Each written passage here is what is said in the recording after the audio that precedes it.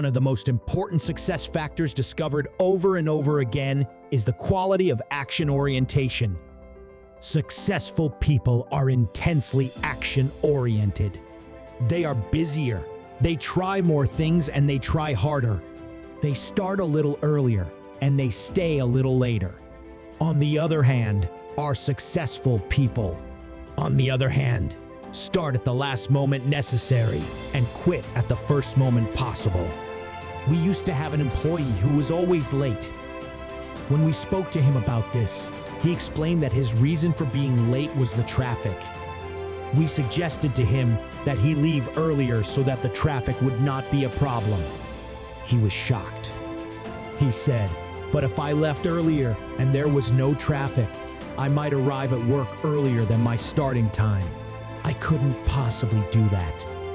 Needless to say, we soon let him go and hired someone else with a greater sense of responsibility and commitment.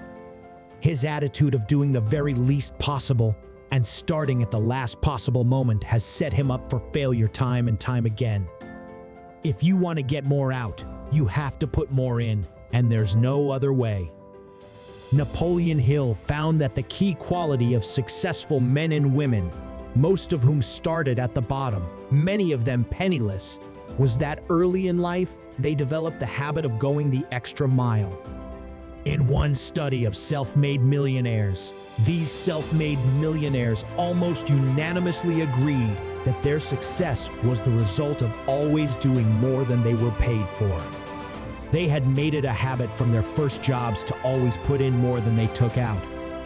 When I speak to a graduating class of business students, they often ask me, usually with some concern, if I can give them some suggestions or ideas on what they can do to be successful in the world of work. I always give them the same advice first. As soon as you get settled in at your new job and you're on top of your work, go to your boss and tell him or her that you want more responsibility. When I first started doing this as a young executive with a large corporation, my boss nodded and smiled and thanked me for my interest. But nothing happened, at least for a while. Every few days, I would report to my boss and mention in parting that I wanted more responsibility. After a few weeks of this, my boss gave me a project to study and evaluate. I jumped on it like a dog jumping on a bone. Ran off. I worked day and night and throughout the weekend, tearing that project apart, gathering research, reassembling the details, and putting together a report and a proposal. On Monday morning, I was back to my boss with a complete proposal on the subject. He was obviously surprised. He said there was no rush. I didn't expect anything from you for a week or two. I thanked him for his concern and told him that this project evaluation is complete as you requested. And by the way, I would really like more responsibility. Things began to change for me very soon after that project evaluation. A week later, I was given another small task, completely outside my range of duties. Again, I grabbed the task and completed it to the best of my ability. A week or two later, my boss gave me another task, and then a week later, still another task. In every case, whatever it was, whether I knew anything about it or not, I immediately went to work on it, often on my own time and on the weekends. I would get it done and back to my boss as fast as I could. Once you get the responsibility that you have asked for, complete it quickly and well, and get it back to your boss as fast as you can, as though it was a grenade with a pin pulled out. Move quickly, don't delay. Very soon, my boss had marked me down as the go-to guy. Whenever something came up that he needed handling immediately, he called me rather than any of the other executives, some of whom have been working there for several years. In no time, I began to move up in the organization. One day, he threw me a task like a football to a tight end in a close game, which I caught and ran with for a touchdown. By acting quickly, flying 1,000 miles and working day and night, I discovered a fraud and saved the company $2 million. If I had delayed even a couple of days, the money would have been lost forever. After that success, the dam broke. First, I was given a large assignment, then responsibility for an entire new division, and then another division, and then a third. By the time I had been working for that company for 2 years, I was running 3 divisions involving almost $50 million worth of business activities and managing a staff of more than 50 people in 3 offices. Meanwhile, my coworkers were still coming in at 9:00 sharp, going for lunch with each other, and quitting at 5:00 to go for drinks at the bar.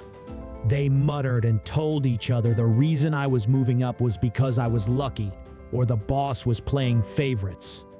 They never learned the importance of asking for more responsibility and moving fast. Here's an important point. Since the day is going to go past in any case, why not start a little earlier, work a little harder, and stay a little later?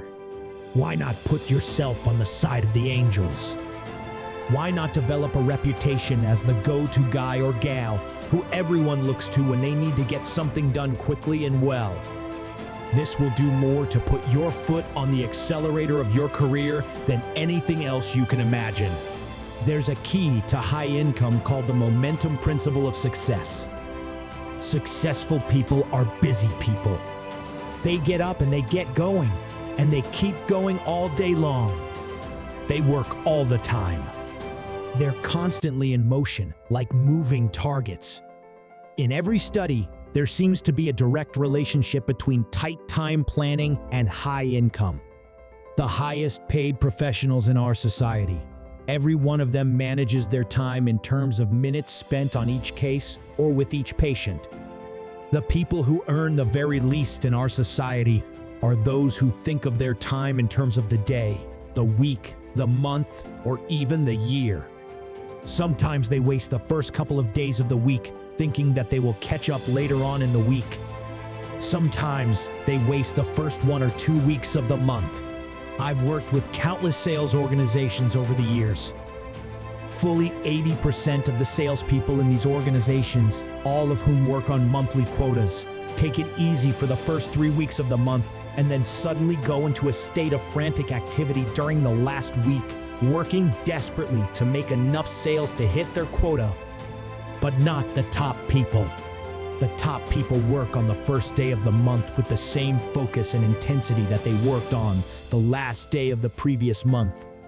They beat the rush hour traffic by getting in before anyone else, and they beat the rush hour traffic in the evening by staying in, working long after everyone else has rushed out to sit on the freeway, mentally and physically. The faster you move, the more energy you have.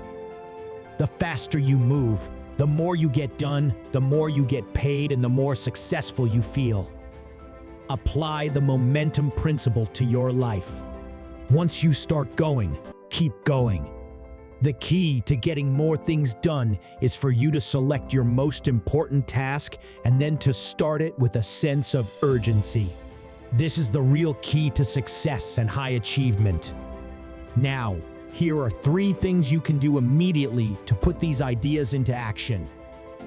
First, resolve today to pick up the pace in your life. Move faster from task to task. Walk quickly and develop a higher tempo of activity. Second, imagine you are going away tomorrow for a month and you had to get caught up on everything before you left. Work as hard and as fast as you do just before you leave for vacation. Third, practice tight time planning. Imagine that you only had half the time available to get the job done and work with a sense of urgency all day long.